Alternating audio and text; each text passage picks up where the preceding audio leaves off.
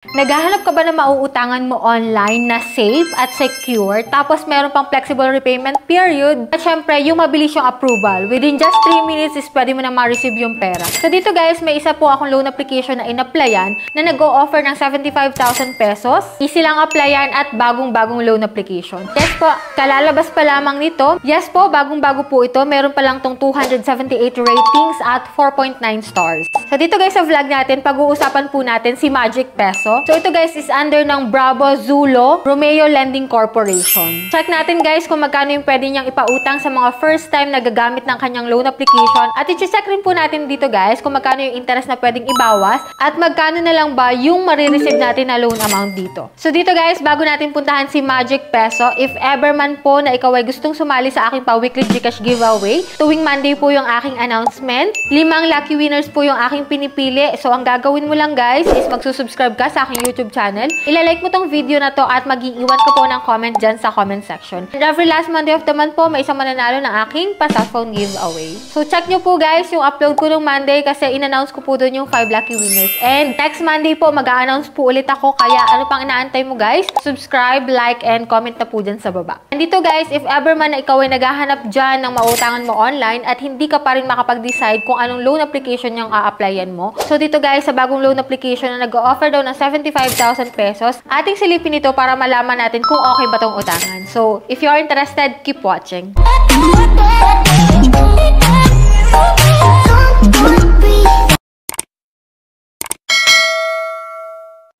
So, disclaimer na hindi po tayo agent or promoter nito. So, dito guys, bagong loan application pa lang po ito. Ako po na yung magta-try para maipakita ko sa inyo kung okay yung app. At magkano nga ba yung pwede niyang ipautang sa atin. So, dito guys, si Magic Peso po is hindi available sa Google Play Store. Mada-download mo lamang po ito sa App Store. So, sabi ko nga po kanina, meron po siyang offer na maximum loan amount na 75,000 pesos. So, dito guys, hindi natin aasahan muna yung 75,000. So, if ever na first time ka, maliit pa po yan. So, yan yung aalamin natin dito guys. So, bali screen recording lang po itong papakita ko sa inyo. So, nung in-install ko siya, ito yung mga lumabas, no? Easy to operate. Next lang natin yan. Safety and security nga. Flexible repayment. Meron daw silang 120 days and 0.04% per day na interest. So, click natin yung allow. And dito guys, silipin na natin to, which is click natin yung get money. Dito, maglalagin ka using your active mobile number and click natin guys yung code. So, may lalabas dun na code guys and click natin yung login. And after nun guys, ito yung mga product details niya, which is ito yung mga fill upan mo dito.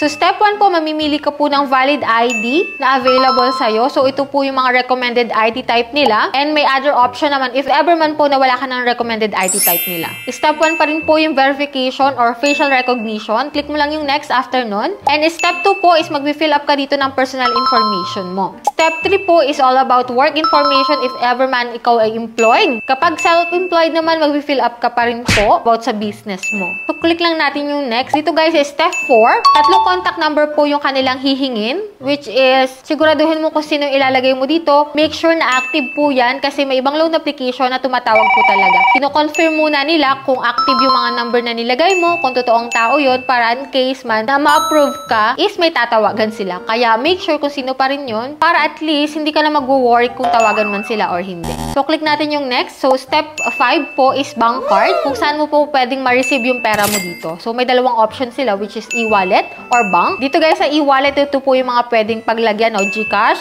PayMaya, GrabPay, Coins, Shopee, and OmniPay. So, yan po yung mga pwede. So, commonly naman, Gcash po yung pinipili, no? And dito guys, dito sa loan confirmation, ito po yung offer sa akin. So, hindi ko naman po sinasabi na same tayo ng a-approve na loan amount. So, dito guys, 2,000 lang po ito. Meron daw silang 121 days, 0.04% per day. Pero, sa 2,000 pesos po, hindi mo pa siya buong marireceive. So, kasi nakalagay dito guys, na may service fee sila na 800 pesos. And ang amount to receive mo lang dito is 1,200. So, nakalagay naman po sa loan details kung magkano at kung magkano yung interest na ibabawas at kung magkano na lang yung marireceive mo. Dito pa lang sa step na to guys, makakapag-decide ka kung iti-take mo yung loan or hindi. So, may choice ka naman po na hindi i-take itong loan na to at hindi mag-proceed sa next step. So, dito guys, may repayment period sila. Kahit pa sabihin na 121 days, meron dito na magbabayad ka is February 8, 2025. So, nag-apply po ako nito is February 1. So, 7 days lang po siya. Magbabayad ako ng 2,000 pesos. Kahit pa guys, sabihin na 121 days yan, commonly sa mga gantong bagong loan application, 7 days lang. So, bibihira talaga guys yung 15 days, 30 days. So, swerte mo kung maka 30 days ka. So, ito guys, kay Magic Peso po is 7 days lang. After 7 days, babayaran mo siya ng buo kahit 1,200 lang po yung na-receive mo. So, dito guys, yung aking application is still under review. Pero nung binalikan ko yung application niya, so, kinabukasan na to guys. So, rejected po yung aking application. So, hindi ko naman po sinasabi na pwede rin kayong ma-reject dito. So, depende pa rin guys sa mga personal information na pinasa nyo kung pwede ba kayo ma-approve or ma-reject din katulad ko. So, dito guys, yan lang yung meron dito kay Magic Peso. So, 2,000 lang po yung offer sa akin bilang first time na pag-loan ko sa kanya. Doon sa 2,000 guys, 1,200 lang po yung ma-receive ko at 800 po yung pwedeng mabawas. So, for me guys, sa aking opinion, hindi po siya recommended kasi biruin mo sa 7 days, magbabayad ka na agad, tapos may kinuha pa na 800 pesos. So, lumalabas po, per day is 100 plus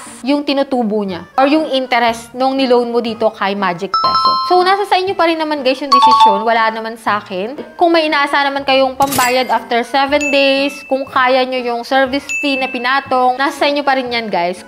So, dito guys, bale, binibigyan ko lang kayo ng information about dito kay Magic Peso kung magkano yung service fee niya, kung gaano katagal yung kanyang repayment period para at least dito magkaroon kayo ng idea, lalong-lalo na't bagong loan application to. So dito guys, dito pa lang makakapag-isip ka na kung i-install mo to or mag-a-apply ka dito. So let me know your opinion about dito kay Magic Peso dyan sa comment section. And if ever man na nakapag-try ka ng umutang dito kahit bago to kasi may 278 ratings na siya. Ibig sabihin, may mga nakapag-loan na dito before. If ever man na isa ka doon, pakishare po dyan ng iyong experience sa comment section para at least magkaroon pa ng idea yung mga bago pa lang magta-try. So, that's it. Yan lang muna yung vlog natin for today. If ever man na mayroon pa kayong gustong ipa-review ng mga loan application dyan, kindly comment lang dyan sa comment section and yan, babasahin ko yun guys isa-isa. And that's it. Sa mga hindi pa dyan nakasubscribe sa aking YouTube channel, kindly click the subscribe button. Turn on mo na rin po yung notification bell para updated ka sa ganitong usapan and lalo-lalo na sa mga bagong naglalabasan ngayon na utang